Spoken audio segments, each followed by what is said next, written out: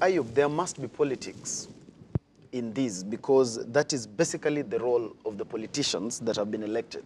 And therefore, it is not wrong for politicians to have some sort of selfish interest in doing some of these things.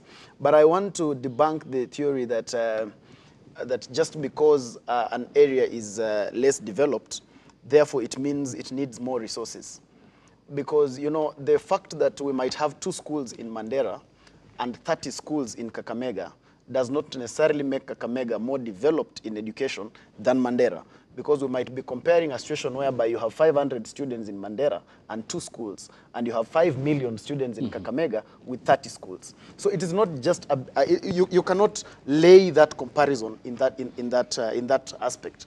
And the good question that you asked in terms of what are we supposed to base on when we are allocating these, now that we have a crisis as it stands now, in my estimation, we must be able to bank on history. And I don't agree with Little when he says that we cannot be able to now go into accounting at this time of the question. We must be able, everyone must be held accountable. And we have had devolution for about 7 years now, right?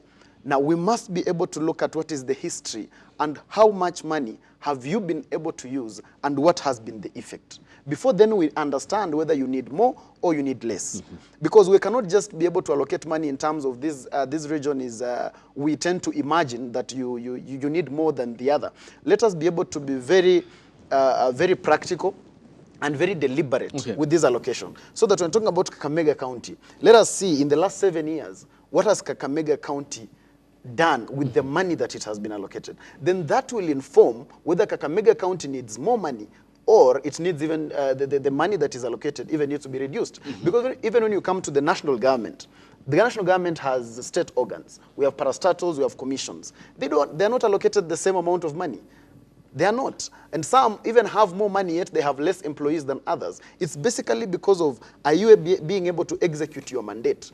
The government cannot just allocate money for the sake of allocation. The government must be able to allocate money because it is being put to the right use and because it's getting to the mwananchi. Because the government cannot allocate just for air. We must allocate for people. And that's why I agree that allocation must be centered and based on population and not just landmass.